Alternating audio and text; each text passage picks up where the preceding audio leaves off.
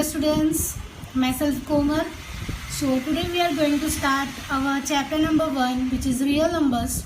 So as you all know, we have learned real numbers in standard 9, in which we have learned about so many rational numbers, irrational numbers,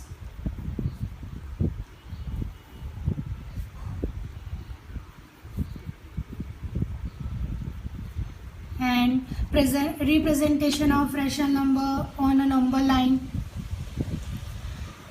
representation, decimal expansion we have learned,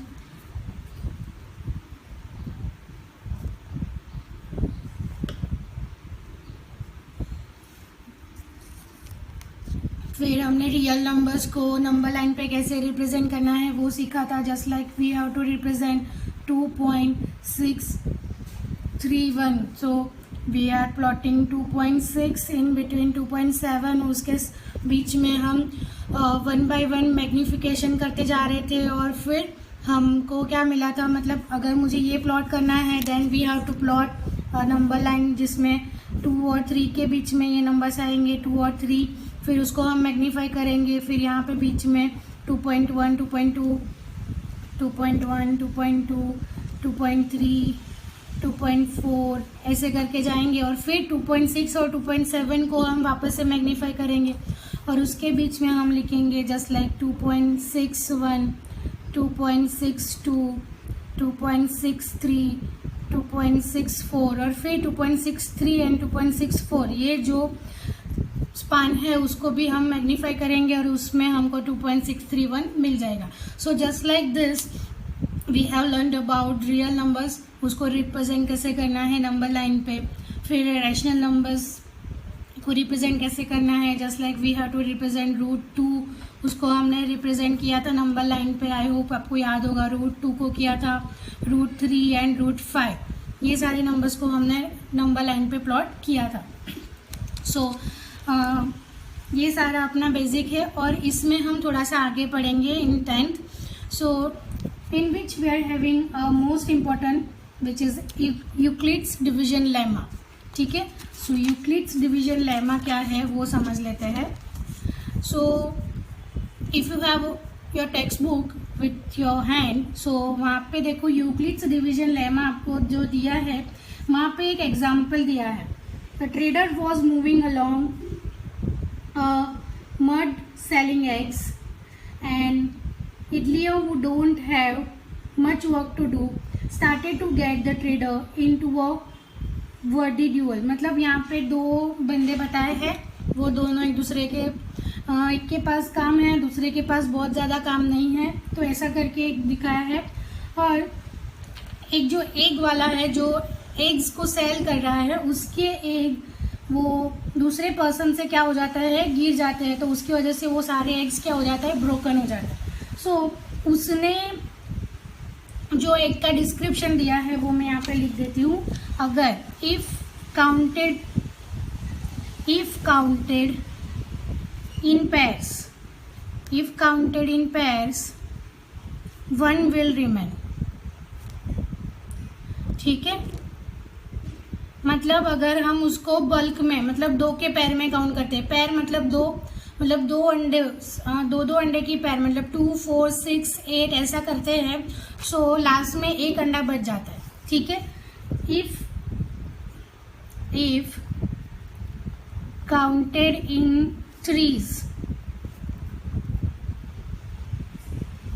2 will remain. Okay, so क्या बच गया, अगर हम 3 के pair में count करते हैं, just like 3, 6, 9, 12 उसमें काउंट करते हैं. सो लास्ट में कितने, देयर आर 2, मतलब उसका कोई पैर नहीं बन रहा, 1 is left. Okay, and third, if counted in force 3 will remain. Okay, मतलब हर एक में एक अंडा कम पड़ रहा है पैर बनने के लिए. अगर हम 2 का पैर बनाते हैं तो एक बच गया, मतलब एक हमको कम पड़ रहा है. If we counted in threes तो 3 के पैर में 2 विल रिमेन, मतलब वापस से एक अंडा कम पड़ रहा है। If counted in force again 3 will remain, तो वहां पे भी एक अंडा कम पड़ रहा है। So if counted in 5 4 will remain, if counted in 6 5 will remain, if counted in 7 nothing will remain. Okay, so यहाँ पे देखो, अगर लास्ट स्टेटमेंट क्या है हमारा, if counted in 7, if counted in 7 nothing will remain.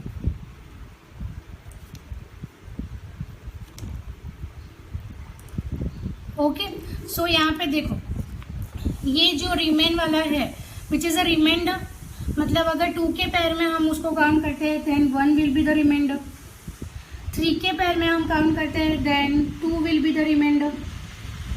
Okay, so अगर हम उसको लिखना स्टार्ट करते हैं, if we are having counted, हमारे पास ए नंबर्स के एग है, देयर आर ए एग्स, ठीक है।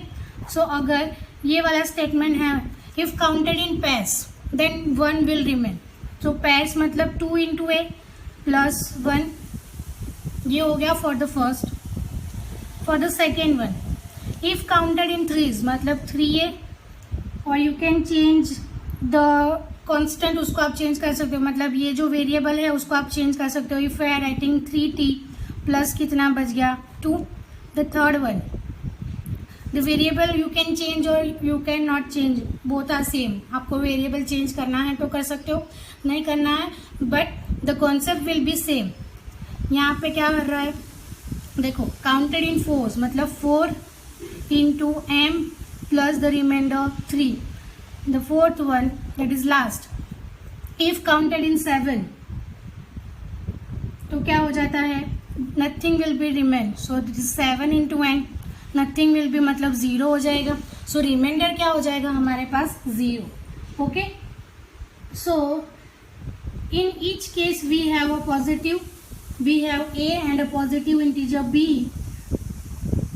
and b will be taking the values of 7 6 5 4 3 2।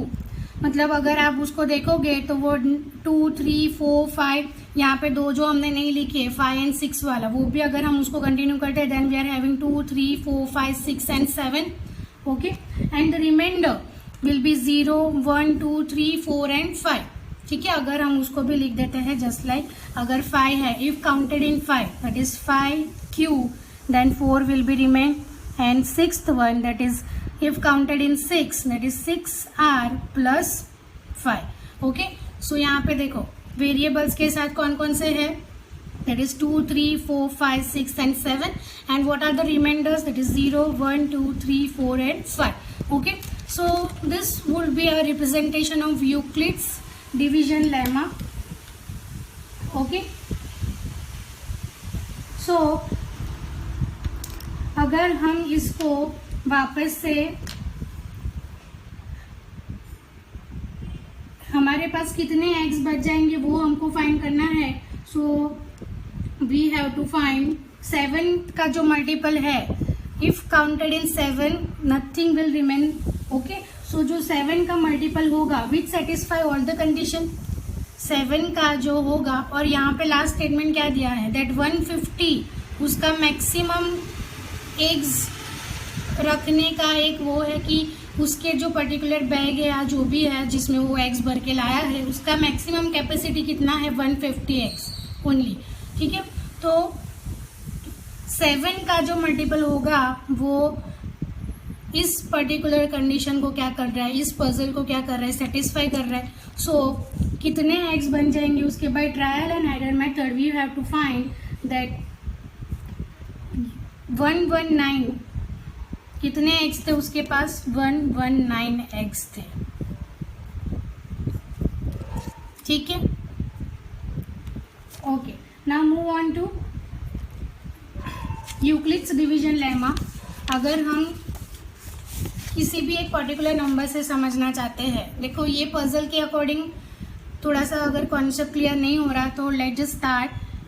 आपको रिप्रेजेंटेशन यहाँ पे आ गया होगा कि अगर यूक्लिड्स लेमा है तो उसको रिप्रेजेंट कैसे करना है, just like we have to represent this. ठीक है, यहाँ पे हम समझते हैं कि अगर कोई नंबर दिया है और वहाँ पे हमको यूक्लिड्स का जो डिवीजन लेमा है उसको अगर यूज़ करना है तो ये हमारे पास है दो नंबर 17 एंड 6। तो 17 को डिवाइड करना है 6 से, सो 6 2 ज़ा 12, तो ये हो गया रिमाइंडर 5। तो 17 को हम कैसे रिप्रेजेंट करेंगे, 6 into 2 plus 5, 6 into 2 plus 5।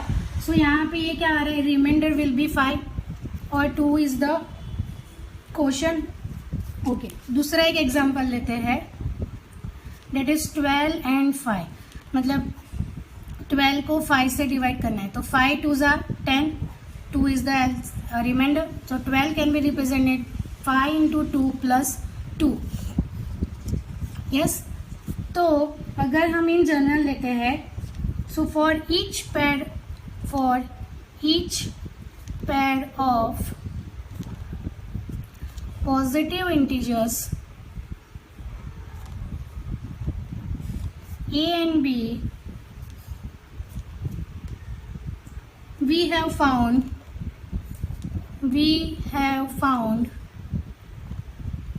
whole numbers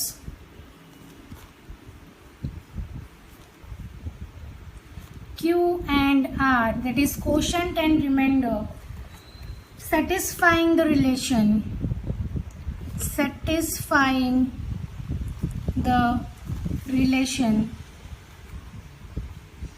that is a is equals to dq plus r। मतलब ये हो जाएगा डिविडेंड, ये हो जाएगा divisor, this is quotient and the remainder. तो यहाँ पे भी ऐसा ही है, this is dividend, divisor, quotient plus remainder. So this is known as the Euclid's division lemma. So let's just understand the statement of this particular.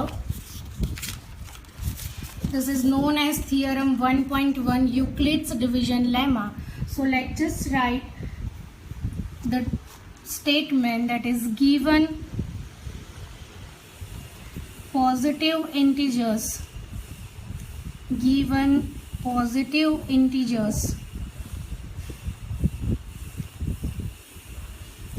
a and b,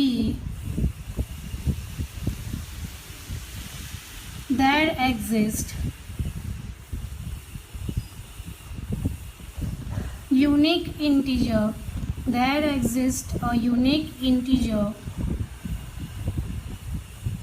q and r satisfying a is equals to bq plus r. This is known as the Euclid's division lemma. Okay, an algorithm is a series of well-defined steps which gives a procedure for solving type of problems. Okay, so if we are going to have, यहाँ पे हम HCF वाला फंडा use करेंगे। If we are having two numbers, that is we have to find the HCF of two numbers, that is 455 and 42। So ये basically क्या करने के लिए यूज होता है, फाइंडिंग द HCF और LCM। Find the HCF of this two, highest common factor between 455 and 42।